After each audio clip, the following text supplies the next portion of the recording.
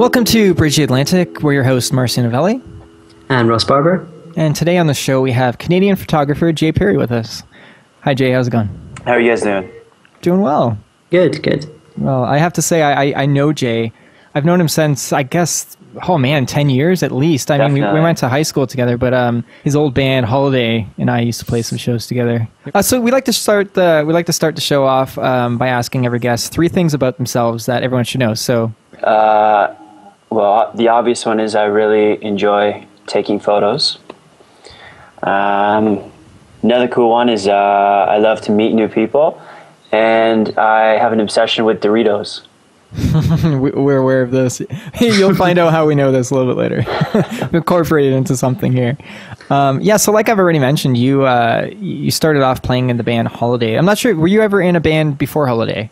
Little things here or there, but nothing really serious. Yeah. But yeah, you're in that band, and you're in there for a few years, and then you made the decision to. I'm not sure if it was coordinated with the leaving Holiday, or if it just kind of as the band kind of devolved. But was that what was the decision to leave music to go into photography, and why weren't they kind of just maintained side by side?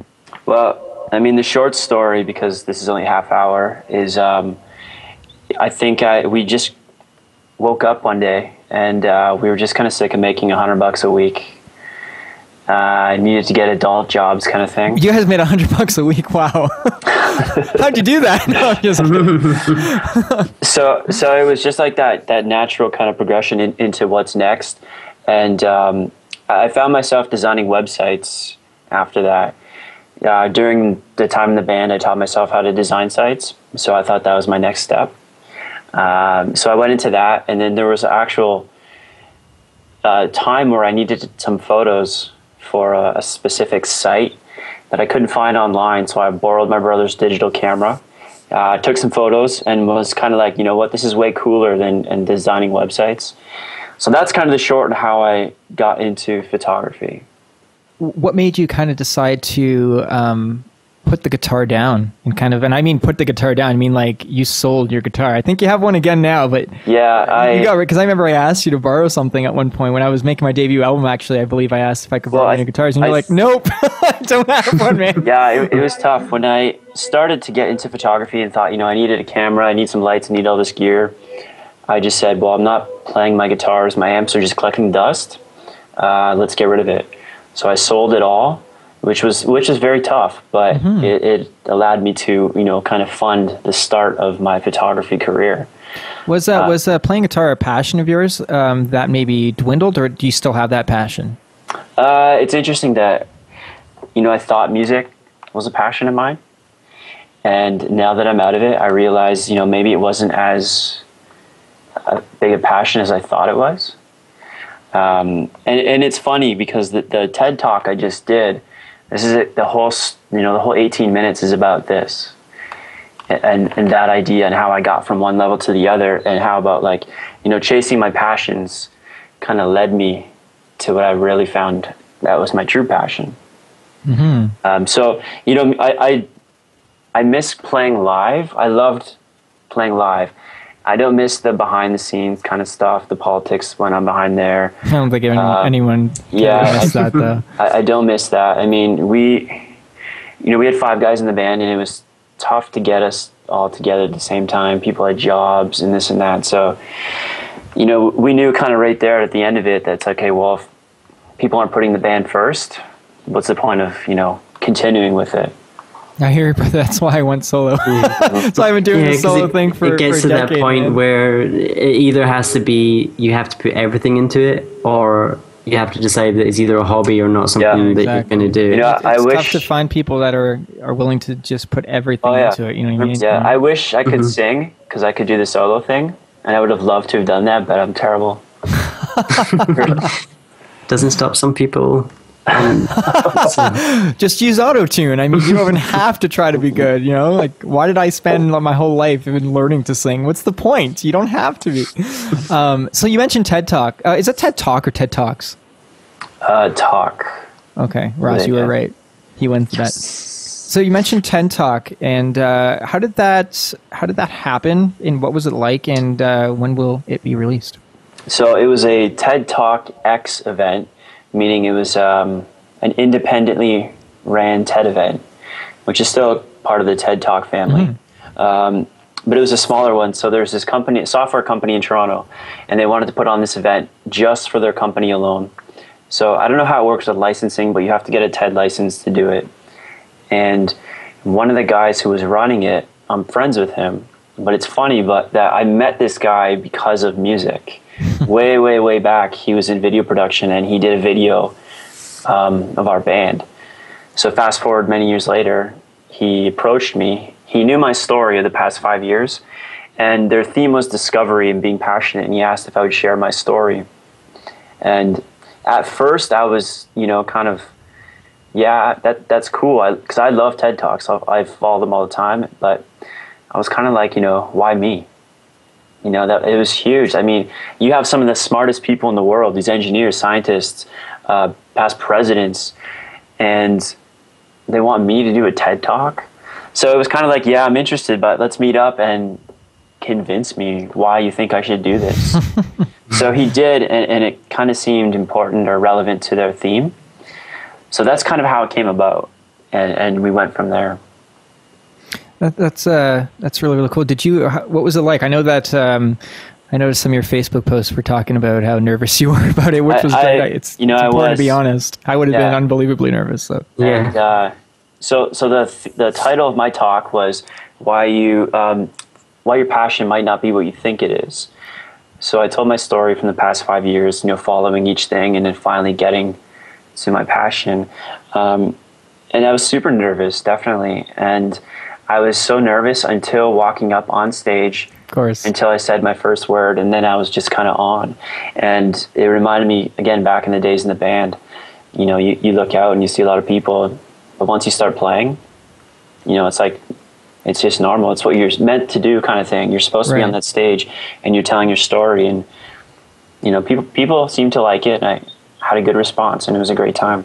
Good for you, man. I want to dive into a little deeper into this passion thing, because I mean, do you feel like, for example, music or specifically playing guitar, that not so much that it wasn't your passion, but do you think passions morph and change? Like if you could go back to your teenage self or your early 20s self, like and get back into that place, like in your mind and in your heart and everything, do you feel like you really weren't passionate about what you're doing? Because I mean, judging from having played shows with you in the past, it seemed like you were pretty damn passionate about it. You know what I mean? Or do you think that morphed, or really it wasn't what you thought it was?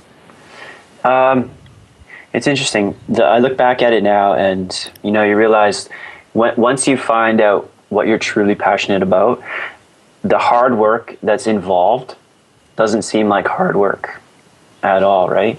So I look back and I think, like, we toured a bit, and we were living in a van for a while out east, and I didn't hate it, but I didn't love it.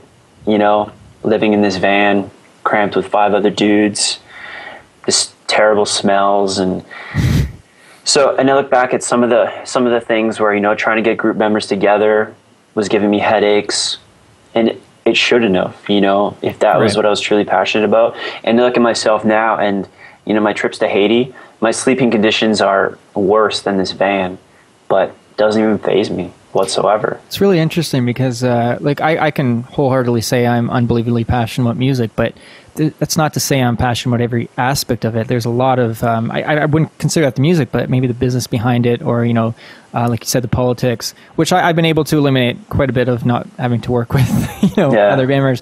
But for me personally, it's being away from my family, my wife and my little kid. Right? For yourself, you went from music to photography. But that's not to say that for some people they could move from music, and also find photography or another passion, but still have that passion, original passion, right? Yeah. And like you said, photography has brought you out to Haiti, which I think you've gone there twice already, once a year? 3 times. Oh, 3 times, and that every year you've gone for the last 3 years? It's been kind of every year and a half, sometimes 2 years in between. And what was your initial urge to make your way out to Haiti? What was your inspiration to go out there? The first time I went was just to help build schools. And it was a weird channel of events that brought me there. But I just wanted to go help build schools. The people who were organizing the trip found out I was, doing photography. At the time, I wouldn't even consider myself a photographer because I wasn't making any money at it. And I kind of just started. I was, not even a year into photography. And they asked me to bring my camera. And it turned out that a photo from that first trip is the reason why I can do photography full time now. The short story is one of the first days we were there, we went down an area called Happiness Alley, which is pretty ironic because it's one of the poorest areas in the country. And people were coming around us asking us for money.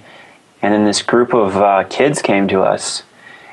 And they started just kind of holding on to us. And this one little girl just was at my legs, wouldn't leave my side. I thought nothing of it, had my camera with me. And I just kind of looked down and snapped a photo of her. And that was it. And then we went on our day. The week was great. Got to do some awesome stuff. And then went home. So when I was home that week, back all excited to start editing these photos, I was looking through them and I saw that one photo of the little girl. And I was kind of, just instantly drawn to that image.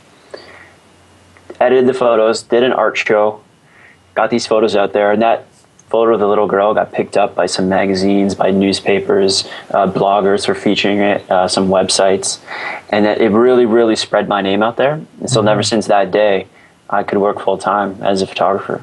I know the exact photo you're talking about. I love it. Yeah, there's a whole video on my website of the journey. Actually, so I'll get into that. We went back and found her. And that the second or third time you returned? That was the second time. So there was kind of a year in between, and this girl, had basically brought my career to me, started making me money, and she was still in Haiti, not knowing any of this. There was this little girl that had no clue that she changed my life, basically, right? So I went back the second time.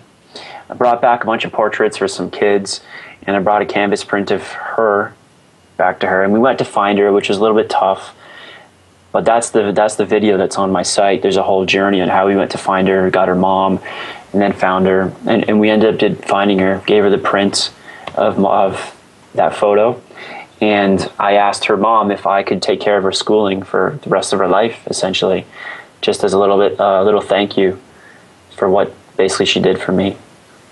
That's amazing, man. That really, really is. I mean, that's the epitome of giving back, right? I guess it's just what I felt like I had to do. Yeah, but it also, a lot of people could take the approach that you took the photo. That's, that's your art. She has no say in it. You did what you did. But yeah, I admire that. She, it's weird because I'm not a big believer in fate and stuff like that. But it's kind of creepy and eerie as to why this one little girl, wouldn't leave my side and just held on to my legs. And it's funny that the way I took the photo, technically speaking, I would have done a million different things today. Right. I shot it with some flash on, did something stupid that way, but who cares, right? To me, it just, there's a pure emotion in that image. And like I said, she changed my life. Jay, I often relate a lot of things to music or film just because that's where I come from and that's my passion. And, I say the same thing when it comes to a vocal take. That's not technically perfect or perfectly in pitch or whatever, but it's about the emotion. I think that's what people grab onto. We don't have a lot of that. We have a lot of fluff. We have a lot of, fake in the world, for lack of a better word. Stuff's too processed, I think, and there's not enough just kind of that raw kind of moment capturing, I guess, which you get with photography and you get it with recording and stuff. I think, Well, we kind of lose some of the authenticity, I think, sometimes. That's one of the reasons I'm really drawn to documentaries, for example, because, not to say documentaries can't be manufactured and everything, but you can usually tell. Just because of truth. I'm a huge seeker for truth, and I crave it, so that's one of the reasons I really appreciate your work, and especially, your work in Haiti there, is because well, it's true, man. I only speak the truth, and it's really, like you said, it's not about the photographer, it's about the subject, it's about the story that you're telling. Again, with something I relate to, music, it's not about the producer behind it or whatever, it's about the artist. So it's about the art is what I'm trying to say. It's about the work of art. And like you said, you probably would have completely overthought it, or just take a photographer approach to this rather than I've got to capture this moment, which is something I think that more people, I think I think going back to that idea, and on a photography related theme, it's a lot of people ask me what kind of camera should I buy. I can't take photos like you because I don't have these lights, I don't have this, and I just try and just really, really push in their head. It's like, who cares, right? If you totally kind of look at the technical side of things, you'll never get that true shot. Absolutely. Ever. It's like one of my photographer friends says the best camera you can have is whatever camera you've got on you. Exactly. Because, even with your phone now, you can take really great pictures. It's funny because anyone who asks me what kind of camera they should buy, they just want a digital camera when they're going on a trip or something like that, I tell them to buy an iPhone. All the time, because it's an amazing camera, and you have it as your phone and everything else into one. Why buy another accessory? Why buy something else that it's just something else to lose? Exactly. And you don't need, I want a big camera like yours. They say, well, you don't need that. Sometimes I don't even need that. Sometimes what I have is overkill. I see these guys that sometimes these wedding photographers or event photographers, they have these giant cameras, flashes everywhere. And to me, it's just like, you're trying to put on a show, and it's just overkill. And what's the point? I think it goes back to what I was saying. It's becoming about the photographer in that sense rather than about the subjects. And there's something I want to ask you, because I love what you're saying. I love what you stand for. I could completely relate to it, and I admire it myself. And I want to ask you, education versus experience. I did a night school course. Okay, and what was that focused on? That was how to teach you how to shoot manual. So this is back in 2009, I believe. It was just a quick course on how to get out of auto modes and into manual modes. So I took that for, I think it was a 2-month course or something like that. But that was it. But do you find value in, learning some of the technical side of things? Learning some of the rules to break the rules, For sure. So what did you take away from that 2-month course? Basically just how to get my camera into manual, which was very simple. And then I kind of went and just practiced my thing. But what my view on education is kind of there is definitely a need for it. There's definitely value in it. And what I like to say is that, and this isn't any kind of insult to people, but if you're lazy at learning, then go to school. But if you're not, then you can teach yourself. And that doesn't mean one or the other is going to be a better photographer. Some people need to be pushed to learn. In certain subjects, I do as well. I took certain design courses. There's no way I could have done it myself, but I went to school for it, and I learned that, and I love it. But I feel like with photography, you can teach yourself. The hardest thing is to want to do it and to keep up to it, because it takes a lot of time. My first year in photography, I just basically didn't make a cent and put everything I had towards it. And I mean, every hour, every day, I was doing something. So, I mean, there definitely is value. Learn the technical things, because you don't want to be in a position where you're doing a shoot, not know when something goes wrong. You don't want, how do you fix it? You need to know that. But there's so much stuff online that you can learn from. And again, it goes back to you wanting to do it from the heart.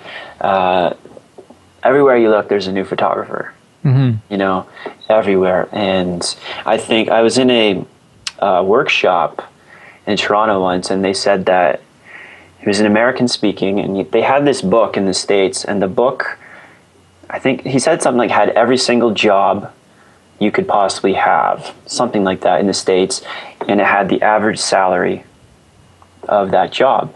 And photographer was the only one with 2 little stars beside it. And there's a little legend, and the 2 stars said, this is the only profession where the average salary has been going down every single year since the last 5 years. And it's kind of like shocking for some photographers to hear, but that's because everyone's a photographer. I was going to say, it's not shocking though. With they take a couple photos and they call themselves a photographer. Yes. And now, they're really bringing that number down. But I think, and the flip side, I think there's more of a need for people who know what they're doing, you know what I mean, because of that.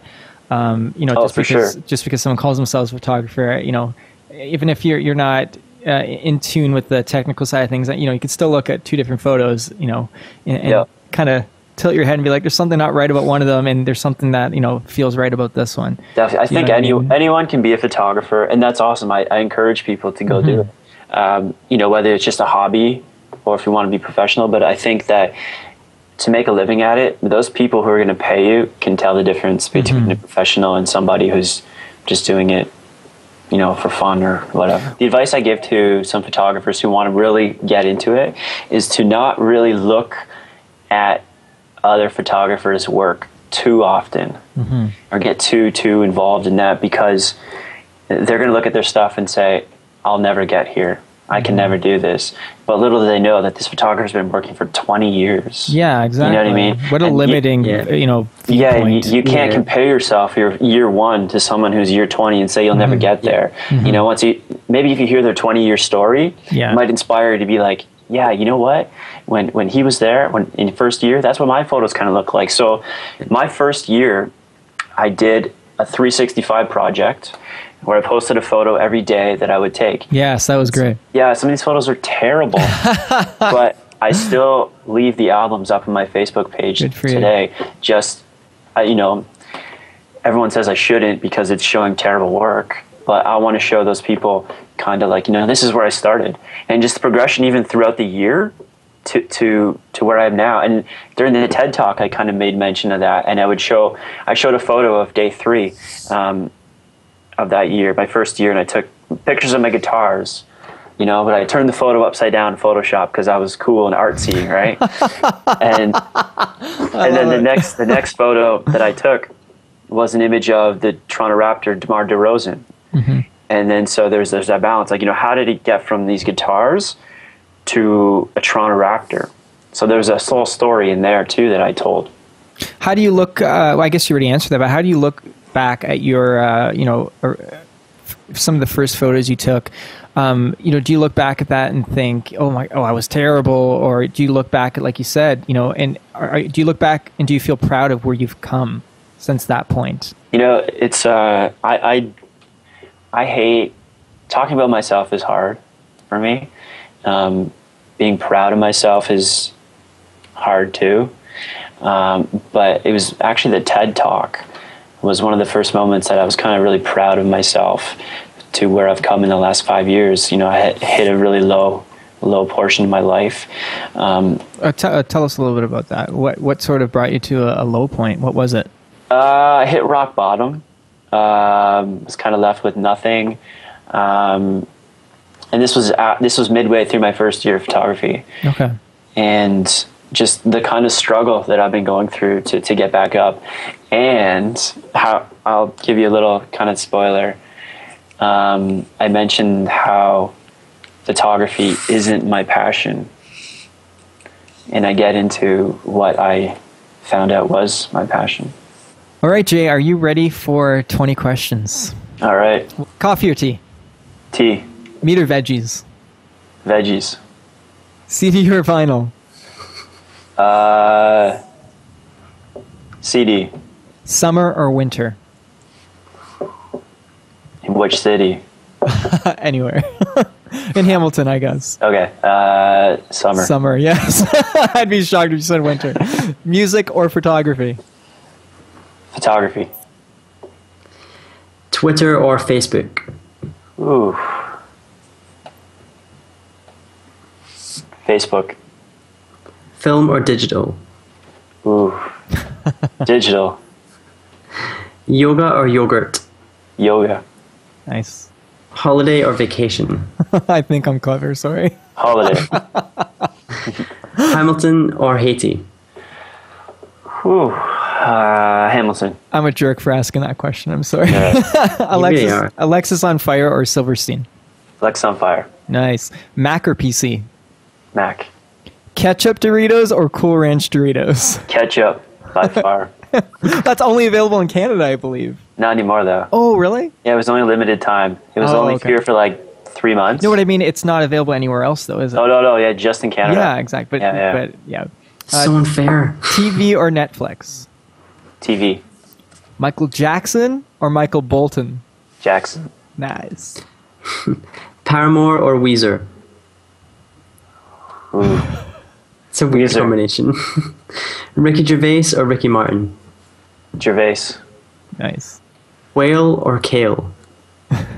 Kale. Yeah! I get so excited. I'm sorry. I'm Hardly anyone such a says kale. typical vegan. It's like, yeah, you said vegetables. Yeah, you said kale. I'm so excited. I'm not even a vegetarian I either.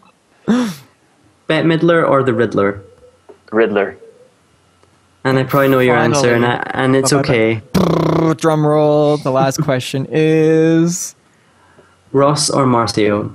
Ooh. You can say it. It's okay. You can say Marcio. It's okay. That's like Give it. saying who's your favorite child. I know. And some people are very decisive though, and Can't and pick. I'm okay with that. A child you've known for over a decade, or someone you just met a half hour ago. Yeah, it's a total. I can understand how it's such a difficult question to answer, Jay. I can't. I'll pass. I'm too nice of a guy. That's it. The interview's over. I'm gonna say it's me, Ross. That's another tick for me. We got It's fine. It's cool. So, Jay, you started a charity called Friends with Hearts, and this is something that, well, actually, you know what? It's better coming out of your mouth. So tell us about Friends with Hearts. So just first off, it's an organization, like fundraising organization, and not a charity. Okay. Because I think when you say charity, it's a totally different thing. Yeah, right. You're not asking for money. It's completely different. Yeah. So part of it is a couple things on how it started. Part of it was when I got back from Haiti the first time. Some people, said to me, "Why are you going down there when there's so much to do in Hamilton?" And I was kind of like, okay, whatever, play it off. But I started to think about it. Yeah, maybe I should do something here. Then I found a photo of myself from Christmas playing with little Ghostbusters toy, the car Echo 1, I think it was. I was a Ninja Turtles kid, not a Ghostbusters kid. Okay, So. maybe I'm dating myself. We were in different circles, man. There was the Ninja Turtle kid and the Ghostbusters kid. I was also a Ninja Turtle fan. Okay, we're cool. Yeah. Raphael, who's that's the best one. Come on, Nice. he was the only one with some character and edge, right? Yeah, you seen the new movie? Yeah. Didn't like it? I took two of my nephews to go to see. They loved it. It was okay, man. But come on, I've got the original stuck in my subconscious. I can't help it. Okay, so back to that photo. I saw the photo. We can just talk about Ninja Turtles for the rest of the interview, right? Okay, Just kidding. We'll do a whole other talk, a whole conference call about it. No, sorry. Please go on. And I saw this photo, and I remembered. I could remember how happy I was with at that Christmas, and not that just my parents bought me a toy, but it was kind of that they took care of me. They provided a Christmas for me as a kid, and that was something that was very special to me. So I wanted to kind of do that in Hamilton. So it was as simple as I got a hold of the Children's Aid, and they said, to sponsor a family, it's probably going to be $250, and you go out and do the shopping and this and that. You give us the gifts. Perfect. So I thought a cooler idea would be to get some friends involved with it as well, because when I was down in Haiti, I saw two things. I saw how poor financially they are, but I saw how rich socially they are. I mean, at the place we were staying, 6 a.m., there was a blind man playing an accordion would come on the porch and start playing, and people would come and sing, and it was amazing. We all go out there and just watch this. And Imagine someone doing that in your neighborhood at 6 a.m. Here, first thing you do is call the cops. Yeah. Right. So there's that element of community that we don't have here. I mean, we go outside, we don't even say hi to our neighbors. Right. So I wanted to sort of incorporate that element to here as well and have it twofold. So decided, let's get my friends involved and see if they want to do it. So I put out a tweet saying, is there 9 other people that want to give $25 and we could sponsor a family? And right away it just kind of snowballed. Person here, they wanted to do it. So I was kind of like blown away. And that year we started getting more money than just $250. Mm-hmm. So I contacted the Children's Aid and we ended up sponsoring, I believe, 2 or 3 families that year. We had it was fun. It was so good that we decided to do it again the following year. Same idea, and that year we ended up sponsoring, I think we doubled our money. We raised just over $3,000. That's awesome. Had this big wrapping party, and it was amazing. So the year 3 came around, which was last year, and somehow we did just like $10,000, sponsored 90 people over 35 families in Hamilton, had this huge wrapping party with like 60 people coming out, just all coming together, having a great day. And the cool thing is that quietly we did a pilot run of Friends with Hearts in Vancouver to see how it would work in other cities. And I had a good friend out there kind of run that, and that was super successful. They did a few families. They did, under $2,000, I think. So, which brings us to this year, and Vancouver's doing it again. We have other cities being involved and working on the States right now. So I just kind of see it as the future of fundraising the way we're doing it, where you take little amounts everywhere. Mm-hmm. Because basically the group that I'm running here is helping out families in Hamilton. And Hamilton's not the only city that needs help, right? And there's no way I can do other cities and this. So let's get people to head up their own Friends with Hearts group in other cities, get their friends involved. So now it brings them together as well. And that sense of community is hopefully coming back within us. And the end result is these families are experiencing a Christmas, and these kids are getting a Christmas too, which is amazing. And you'd be surprised. We got a little bit of slack of like, you're getting all this money and you're buying kids these toys and this and that. And it's like, well, what happens is we get these lists, kind of little wish lists from these kids. We get their age, their gender, and their name. That's it. And on this list, it's kind of saying, winter boots, winter coat, pants. And so you think, like, would these kids have gone without these winter boots this winter? And you're saying, especially in Hamilton, how can you not have winter boots as like a 3-4-year-old kid? It's heartbreaking, man. Yeah, it's like absolutely heartbreaking. Yeah, so we're hoping we can, put a little dent in that and take care of some families. And as we try to take care of the life necessities first, and then when there's money left over, with that, we'll buy them a toy or two with what we can, because it's still about that too, but we take care of life necessities, but then every kid at that young age wants a toy. Of course. Right? So basically that's kind of what Friends with Hearts is all about. Well, man, like, I've told you before, if there's ever any way I can get involved or, help out in any way, you just let me know and I'm there. Sure. I think my wife and I not sure. Yeah, you guys have been involved. Yeah, it just doesn't feel like enough to us. You know what I mean? It's like, I feel like there's so much more to do. You know what I mean? Every dollar counts. Yeah. We never ask for money ever, but we invite people to join our community of friends and help out. Some people will say, you know what, I'd love to help out, but I don't have any money at this time, and that's fine. If you want to help out, donations aren't the only thing. Yeah. You can come help at the wrapping party. Another big thing is just spreading the word. Yeah. Hopefully we can do that a little bit. Even if a tweet, a Facebook post, hey, this group's doing this and that, because you never know who's going to see it. And it's funny, last year, Alexis on Fire, going back to them, they actually helped us out. That's right. They donated a rare vinyl record to us, and the band all signed it at their last show ever in Hamilton. And we auctioned that off, and it raised, I mean, I think it was like $400 or something like that. That's awesome. Yeah, so kudos to them, and thanks to them for sure. helping out, you know. They're really sweet guys. I don't know, maybe we can get Friends with Hearts out in Scotland. Maybe. You know anyone out in Scotland?